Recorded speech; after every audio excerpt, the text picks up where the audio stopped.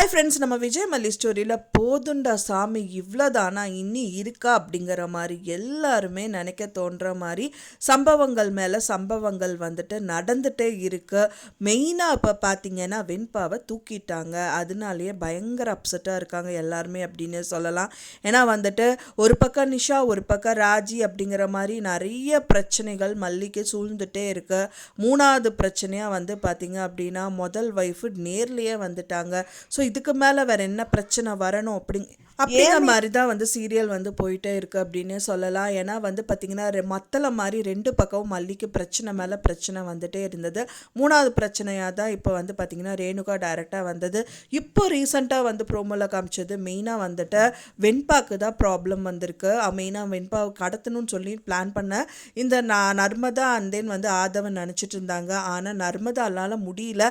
நான் நினச்ச மாதிரியே நர்மதா வந்து மாறிட்டாங்க டோட்டலாகவே அப்படின்னு சொல்ல. அதுக்கு காரணம் விஜய் தான். விஜய் வந்து நர்மதாவை காப்பாற்றினால நர்மதா டோட்டலாக மாறிட்டாங்க. என்னோட உயிரே அவர் தான் காப்பாற்றினாரு. அது மட்டும் காரணம் கிடையாது. அவங்க வந்து பார்த்திங்கன்னா ஒரு நல்ல ஃபேமிலி, ஹஸ்பண்ட் ஒய்ஃப், அந்த குழந்தை அப்படிங்கும்போது அவ்வளோ அந்யூன்யமாக இருக்காங்க. ஸோ அந்த குழந்தைகளை அந்த ஃபேமிலி எதுக்கு நமக்கு எடுக்கணுங்கிற மாதிரி அவங்க சொல்கிறாங்க. ஸோ இப்போ இருக்க சுச்சுவேஷனில் அவங்கள கடத்தி தான் ஆகணுங்கிற மாதிரி ஆதவன் சொல்கிறாரு. காரணம் என்னன்னு பார்த்தீங்க அப்படின்னா அவங்க அம்மாவுக்கு உடம்பு சரியில்லை தான், நர்மதா அம்மாவுக்கு உடம்பு சரியில்லை. ஸோ அதனால கடத்தி தான் ஆகணுங்கிற மாதிரி சொல்கிறாரு. அவங்களோட குழந்தைகளுக்கும் வந்துட்டு பார்த்திங்கன்னா படிப்பு செலவுக்கு அண்ட் தென் வீட்டு ஜாமான் வாங்குறதுக்கெல்லாம் வந்து காசு வேணுங்கிற மாதிரி சொல்கிறாரு.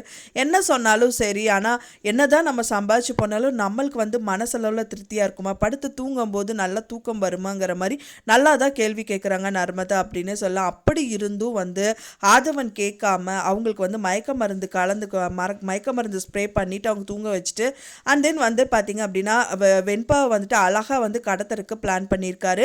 அதே மாதிரியே விஜய் அண்ட் மல்லிகிட்ட போயிட்டு சரி வா, நர்மதா தான் இல்லை அவள் தூங்கிட்டு இருக்கா, அவளை எப்படி எழுப்பலான்னு சொல்லிட்டு நேக்கா நம்ம பிளான் பண்ணலான்னு சொல்லிட்டு நம்ம வெண்பாவை வந்துட்டு கூட்டிகிட்டு போகிறது மட்டும் இல்லாமல் வெண்பா மூஞ்சியில் ஸ்ப்ரே அடிக்கிறாரு.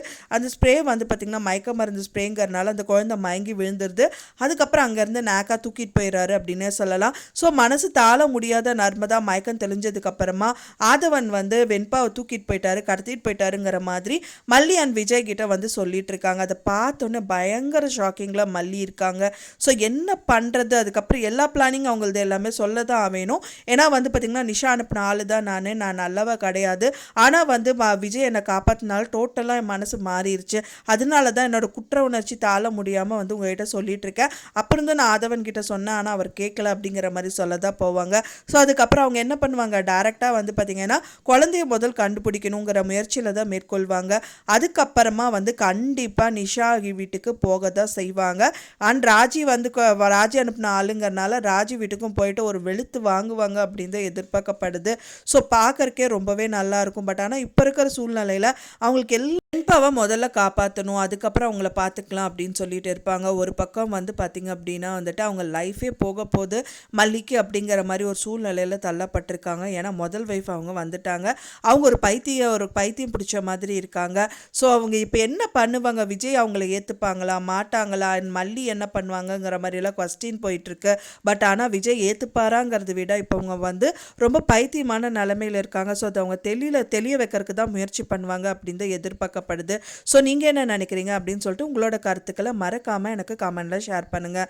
நான் சொன்ன இந்த தகவல் உங்களுக்கு பிடிச்சிருக்குன்னு நினைக்கிறேன் ஃப்ரெண்ட்ஸ். பிடிச்சிருந்தா மறக்காமல் லைக் பண்ணுங்கள், ஷேர் பண்ணுங்கள், கமெண்ட் பண்ணுங்கள், சப்ஸ்கிரைப் பண்ணுங்கள். மேலும் இன்னொரு மல்லி சீரியல் அப்டேட்டோட நெக்ஸ்ட் மீட் பண்ணுறேன். தேங்க்ஸ் ஃபார் வாட்சிங் மை டியர் ஃப்ரெண்ட்ஸ். நெக்ஸ்ட் வீடியோவில் பார்க்கலாம்.